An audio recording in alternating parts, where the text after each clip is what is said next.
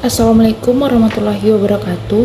Perkenalkan, nama saya Syafinuli Jafar dengan NIM B1B121075, jurusan Manajemen Fakultas Ekonomi dan Bisnis Universitas Halu Oleo, Kota Kendari. Nah, video kali ini saya akan mempresentasikan materi saya, yaitu tentang pendekatan audit kinerja manajemen pengetahuan. Langsung saja masuk ke slide pertama, yaitu tentang konsep audit kinerja manajemen pengetahuan.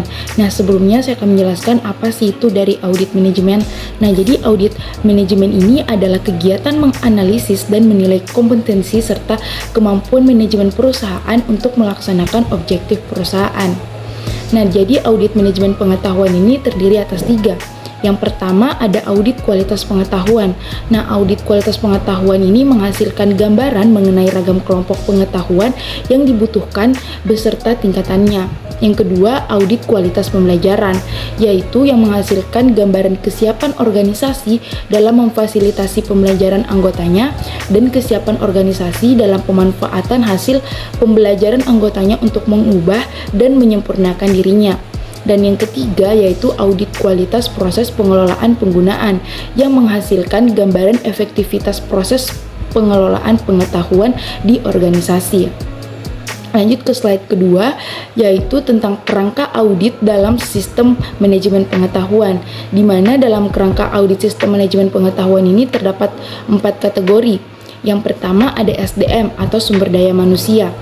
Nah, SDM ini mencangkup kategori pernyataan tentang komposisi, manajemen, dan kepuasan sumber daya manusia atau karyawan itu sendiri. Dan yang kedua ada pelanggan. Nah, kategori ini mencangkup pernyataan tentang komposisi, manajemen, dan kepuasan pelanggan. Yang ketiga yaitu teknologi. Nah, kategori ini mencangkup mengenai ruang lingkup, fungsi, dan penerapan sistem teknologi informasi.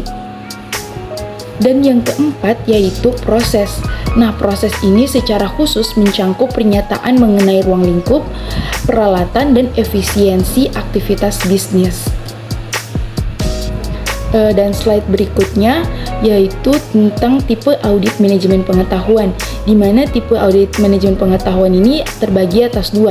Yang pertama ada audit core kompetensi, yaitu audit yang didasarkan pada kompetensi inti untuk mengaudit aset tanpa wujud atau intangible asset. Yang kedua ada audit individu dan spektrum itemnya. Nah, yaitu audit untuk menentukan nilai moneter untuk item modal intelektual individu. Ada beberapa hal dalam mengaudit nilai moneter tersebut, yaitu ada mengaudit nilai moneter pelanggan dan nilai kontrak. Yang kedua, yaitu mengaudit hak paten yang merupakan properti yang paling nyata dimiliki oleh organisasi serta telah memiliki perlindungan hukum. Dan yang ketiga yaitu untuk mengaudit nilai keuangan. Yang keempat yaitu mengaudit modal intelektual eksternal yang dilakukan dengan cara wawancara, survei, analisis isi, dan metode yang paling populer yaitu studi kasus.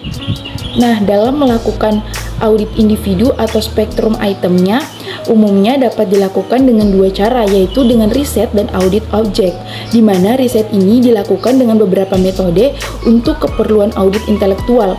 Misalnya, aset pasar diperlukan dengan menggunakan riset pasar, interview pelanggan, survei, analisis persaingan, return on investment, analisis penjual dan pengeluaran. Sedangkan audit objek ini dapat diklasifikasikan ke dalam beberapa bentuk pengujian melalui bukti-bukti dokumen yang ada.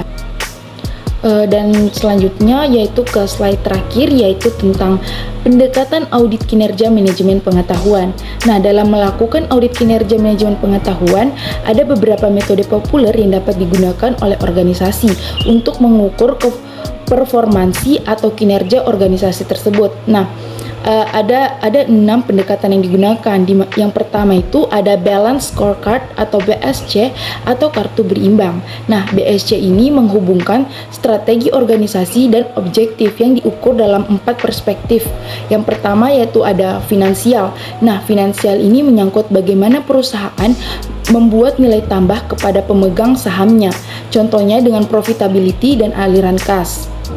Yang kedua yaitu customer. Nah, customer ini menyangkut manfaat yang diperoleh pelanggan dari perusahaan. Apakah kebutuhan dan ekspektasi pelanggan terpenuhi? Contohnya yaitu dengan kepuasan pelanggan dan pangsa pasar. Perspektif yang ketiga yaitu proses bisnis internal, yaitu menyangkut tindakan-tindakan apa saja yang harus dilakukan dengan bagus agar berhasil. Contohnya dengan kecepatan keberhasilan tender dan kecepatan penanganan keluhan pelanggan. Dan perspektif yang terakhir yaitu learning and growth, yaitu menyangkut orientasi ke sukses di masa depan. Bagaimana perusahaan dapat dengan konsisten menambah value, misalnya biaya per unit dan produk yang baru diluncurkan. Nah, pendekatan kedua yaitu tentang pendekatan skema oleh Carl Eric Svaby. Nah, jadi Svaby ini mengidentifikasi ada 3 tipe pendekatan aset. Ketiga pendekatan tersebut, yang pertama ada struktur eksternal. Nah, struktur eksternal ini seperti merek, pelanggan, dan hubungannya. Yang kedua ada struktur internal yang menyangkut manajemen, struktur resmi, sistem manual, riset, pengembangan, dan software. Dan yang ketiga yaitu ada kompetensi individu, pendidikan, dan pengalaman karyawan. Selanjutnya yaitu pendekatan ketiga, yaitu pendekatan impact atau improving management performance through knowledge transformation. Jadi pendekatan impact ini adalah pendekatan yang menawarkan sebuah kerangka yang mengintegrasikan manajemen pengetahuan dengan performansi bisnis perusahaan. Pendekatan yang keempat yaitu pendekatan dari Department of the Navy yang disingkat dengan DON. Jadi pendekatan Department of the Navy ini yaitu pendekatan yang dari Amerika Serikat. Nah, menurut DON, manajemen pengetahuan ini memberikan manfaat bagi organisasi. Terutama ada 2 manfaat itu. Yang pertama, meningkatkan kinerja lembaga melalui peningkatan efektivitas, produktivitas, kualitas, dan inovasi. Dan manfaatnya yang kedua yaitu meningkatkan nilai finansial dari organisasi. Pendekatan kelima yaitu Skandia Navigator. Nah, pendekatan Skandia Navigator ini biasa juga disebut dengan pendekatan Skandia, yaitu sebuah perusahaan di Swedia yang bergerak di bidang jasa keuangan. Pada tahun 1991 sampai 1994, Skandia ini mengembangkan suatu sistem pengukuran yang dimana pada pertengahan tahun 1992 muncul tim modal intelektual pada definisi sederhana, yaitu intellectual capital dihasilkan dari human capital ditambah dengan struktural, di mana human capital ini merupakan kombinasi pengetahuan, keterampilan keinovasian, dan kemampuan individu karyawan. Dan sedangkan struktural capital itu merupakan hardware, software, database, struktur organisasi, hak paten, serta merek dagang. Dan pendekatan terakhir atau pendekatan yang keenam yaitu ada pendekatan KEMA. Nah, pendekatan ini dikembangkan oleh KEMA di perusahaan rekayasa Belanda. Perusahaan ini melakukan perhitungan nilai dari seluruh karyawannya dan membandingkannya dari keuntungan yang diperoleh dari instalasi dan perbaikan sistem catu daya. Jadi itulah materi yang dapat saya jelaskan.